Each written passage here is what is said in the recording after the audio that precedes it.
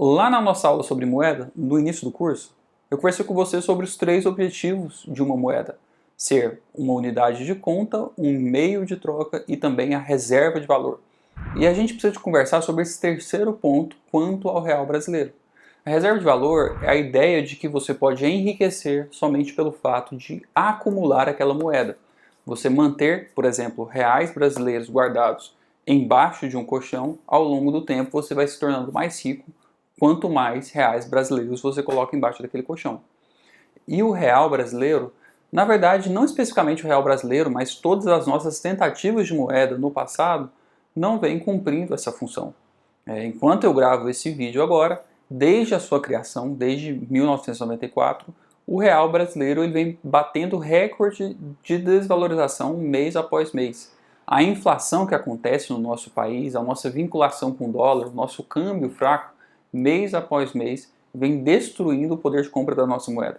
Então, se você pegasse uma nota de 100 reais lá quando o real brasileiro foi criado em 94 e viajasse no tempo até agora, você teria um poder de compra um pouquinho inferior a 15 reais. Isso significa dizer que o nosso real, a nossa moeda, já perdeu 85% do valor de compra, do poder de compra. Então você está vendo que viajar no tempo com o real brasileiro foi uma péssima ideia, né? Quem teve essa ideia, essa estratégia de manter o real brasileiro como sendo um meio de reserva de valor, se frustrou enormemente, porque a inflação aqui ela é muito grande, a gente não cumpre essa função de reserva de valor. Só que da mesma maneira que essa viagem no tempo deu errado, no passado até hoje, né, de 94 até hoje, quando você está assistindo essa aula, agora, enquanto você está assistindo essa aula, a gente também está começando uma nova viagem no tempo com a duração de 30, 40 anos para frente. E agora eu gostaria que você fizesse um exercício imaginativo. Imagine que agora você está montando uma mala para colocar nessa máquina do tempo e você vai viajar os 30, 40 anos para o futuro. O que você coloca na sua mala ou quais ativos que você vai levar para o futuro? Onde é que você vai tentar encontrar reserva de valor?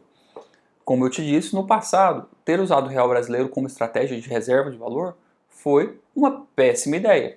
Será que essa ideia mudou? Será que agora viajar para o futuro com reais brasileiros passa a ser uma boa ideia? Olha, eu sinceramente acredito que não. Eu sinceramente acredito que não é uma boa a gente investir para o nosso futuro na nossa moeda. Porque o real brasileiro é uma moeda fraca de um país emergente. Assim como existem outros países emergentes, outros países em desenvolvimento, não faz nenhum sentido para a gente alocar nosso capital nessas outras moedas. Por exemplo, na moeda que é negociada lá na África do Sul, na moeda que é negociada lá na Nigéria, na moeda que é negociada lá na Colômbia. A gente não quer ter nenhuma dessas moedas no nosso portfólio, porque são moedas fracas.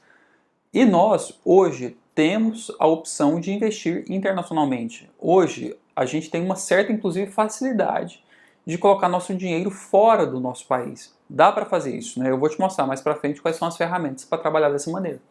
Mas a gente tem a opção de investir, por exemplo, em dólar, que é uma moeda mais forte, e da mesma maneira investir lá nos Estados Unidos, que é o mercado de capital mais maduro, né? O mercado de capitais lá existe há muitos anos, existem muitas empresas listadas, existem muitas opções de investimento lá nos Estados Unidos. Então, se a gente tem a opção de investir em uma moeda forte, que é o dólar, em um mercado de capital que seja mais maduro, como é os Estados Unidos, então eu não vejo por que a gente investiria no Brasil e em reais brasileiros. Não tem um sentido lógico para isso. Claro, a gente já está muito comprado na economia brasileira. Você já tem um trabalho aqui dentro do país, você já atende clientes aqui dentro do país, você reside aqui dentro do nosso país.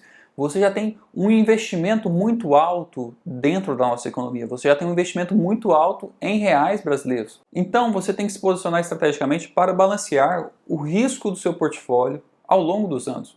E a minha recomendação para isso é que você mantenha dentro do país, você mantenha aqui no Brasil a sua reserva de emergências e também o seu caixa para oportunidades, porque a gente vive fazendo negócios aqui dentro do nosso país. Por exemplo, eu falei que você pode investir em uma nova capacitação, você pode comprar um novo equipamento para o seu negócio, você pode fazer algum investimento dentro da sua empresa. Isso aqui é um caixa para oportunidades, coisas que podem acontecer. Mas o restante, eu não vejo sentido em manter no Brasil. O restante, o que a gente investe dentro do mercado financeiro, eu não vejo sentido em que isso aconteça aqui dentro do nosso país. É só você pensar no contrário. Imagina que você encontra um outro investidor global, uma pessoa que não mora no Brasil, um outro investidor. Faz sentido você falar para esse outro investidor que ele deveria colocar 70% do dinheiro dele no Brasil? Ele deveria pegar 70% das suas reservas, 70% do que ele está guardando para a sua aposentadoria e colocar no Brasil?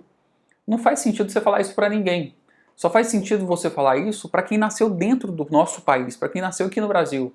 E isso aqui não deveria ser uma condicionante para o local onde você investe o seu dinheiro.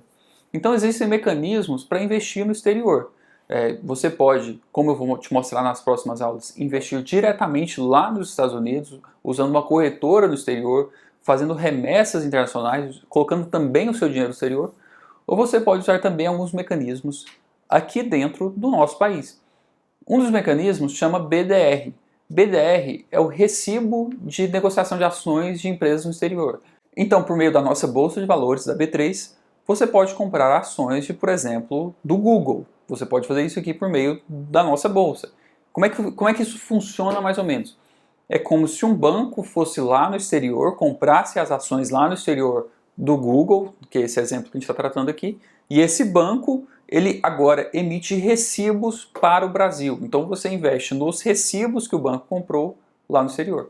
E aí, esse recibo, o papel desse recibo, ele oscila de acordo com a cotação do exterior, de acordo com a cotação do dólar e de acordo também com os negócios que acontecem em cima desse papel. Então, se tem muita gente comprando, o preço sobe, se tem mais gente vendendo, o preço baixa. Isso aqui acontece, são esses três movimentos que acontecem em cima do BDR. Mas aqui existe um risco implícito dentro do BDR, quando você compra ações por meio desse recibo, que é o seguinte: a cotação oficial do câmbio pode ser bloqueada, pode ser alterada, existe um risco nisso. Assim como aconteceu recentemente na Argentina. A Argentina coloca a cotação do dólar segundo uma cotação oficial, que não é a cotação praticada pelo mercado. E aí a cotação oficial, ela deixa de ter uma ligação com o mundo real. E aí se você tem ativos nominados em dólar dentro do país, eles passam a seguir a cotação oficial. Isso aqui passa a ser um péssimo negócio. Da mesma maneira, os países impõem algumas outras restrições para tentar bloquear o movimento de câmbio em momentos de crise. Então, por causa disso, você simplesmente comprar ativos nominados em dólar dentro do nosso próprio país pode não ser uma boa solução para o longo prazo. Especialmente quando a gente acredita pouco nos nossos políticos, quando a gente acredita pouco na seriedade das nossas contas públicas, ou quando a gente acredita pouco nas perspectivas sobre a nossa moeda, que é o real brasileiro, né? Ele, em poucos anos, já perdeu 85% do seu valor de compra. Então, agora, enquanto eu gravo esse vídeo, o real brasileiro ele tem 27 anos de idade. Será que ele vai ter mais 30 anos de idade? Né? Será que ele, completando 30 anos, será que ele sobrevive por mais 30 anos? Ou será que dentro de um momento próximo a nossa economia entra em um novo colapso, precisa de um novo sistema tributário, de uma nova moeda? Bem, não dá para a gente ter tanta certeza assim, né? A história é muito pequena. Mas agora se a gente olha por exemplo, o dólar americano, ele já tem muitos anos de história. Ele é a única moeda lá dos Estados Unidos. E da mesma maneira existem outras moedas que também são super poderosas dessa maneira. Existe o franco suíço, existe a libra esterlina, existe o euro lá na zona do euro. Existem moedas que são muito fortes. Você não está condenado a investir em reais brasileiros. Você não está condenado a levar a sua malinha nessa viagem no tempo somente com reais brasileiros lá dentro. Você pode ter vários outros ativos. Você pode ter ações de empresas americanas, você pode ter ouro na sua carteira, não ouro fisicamente, você pode investir em ouro, tudo isso aqui eu vou te mostrar mais pra frente. Você pode também carregar algum tipo de criptoativo, criptomoeda, uma coisa que pode ser interessante também. Lembrando que nessa última parte a gente vai falar ainda mais sobre os criptoativos.